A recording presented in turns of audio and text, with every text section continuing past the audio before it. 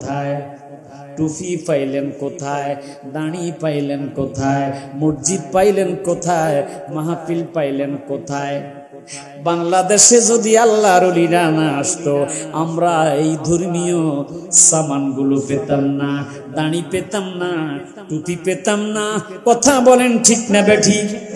আওয়াজ করে কোন ঠিক না বেঠিক? ও বন্ধুরে আমার, বাবারা আমার, আমার নবীজি বলেছে আনা খাতামুন নাবিয়্যিন লা নাবিয়্যা বা'দি, আমি নবী শেষ নবী, আমার পরে আর কোন নবী আসবে না। নবী গো, আমরা ইসলাম পাবো কোথায়? আল্লাহর রাসূল বলেছে 1400 বছর আগে নবুয়তের দরজা বন্ধ হয়ে গেছে, বেলায়েতের দরজা খুলে গেছে। আল্লাহ কোরআনে বলতেছে বিসমিল্লাহির রহমানির রহিম,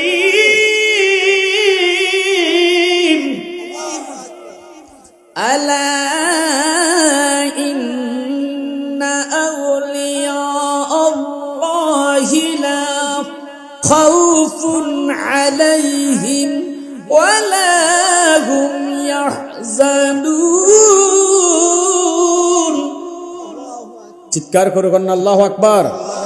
আলা, সাবধান, ইন্না, নিশ্চয়ই, আউলিয়া আল্লাহ, কোনো ভয় নাই কার? আল্লাহ ওলিদের।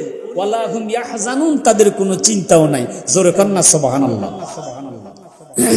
খতিব সাহেব আমাকে বলেছে, হুজুর আউলিয়া কেরামের সম্পর্কে মা বাবার খেদমত নিয়ে কিছু কথা বলবেন নাকি হুজুর? আলহামদুলিল্লাহ কন্যা বলবো। আপনারা কি বলেন? বলবো? একটু দুরূদ শরীফ পড়ি। আল্লাহুম্মা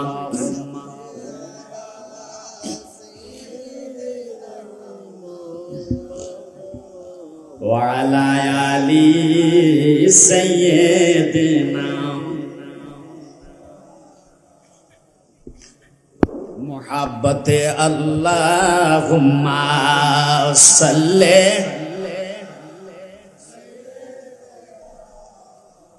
মাওলানা ওয়া আলা আলি।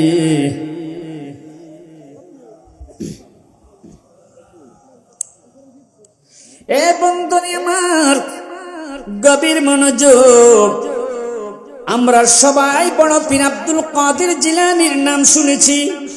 কথা কোন ঠিক নেই? তিনি কেমন আল্লাহর ওলি ছিল।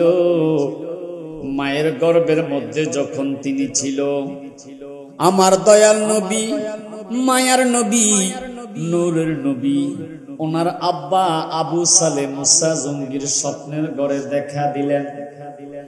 ডেকে বলতেছে, ইয়া আবা সালেহ, হে আবু সালেহ, আ'তাকাল্লাহ, আল্লাহ তোমাকে এমন একটি সন্তান দান করেছে, ইবনান সালিহান, যিনি হবে নেককার সন্তান, যিনি হবে আল্লাহওয়ালা।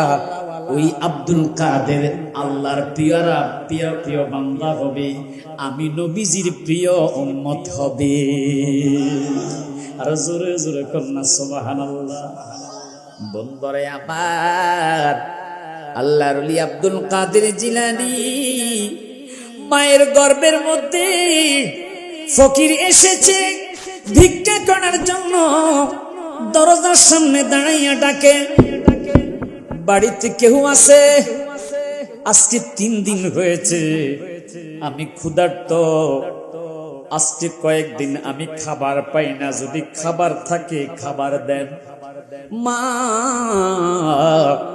উম্মুল খায়ের ফাতেমার দয়া হলো, মায়া হলো, তিনি খাবার দিলেন, ভিক্ষা দিলেন দরজার নিচ দিয়া।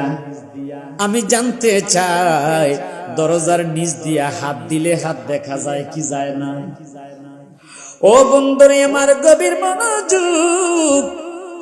যেই মাত্র উনি দরজার নিচ দিয়ে হাত দিছে, ফকির তো ওই মহিলার সুন্দর হাত দেখে মনে মনে কুধারণা করতেছে, মহিলাটার হাত এত সুন্দর, মহিলাটা কত জানি সুন্দর।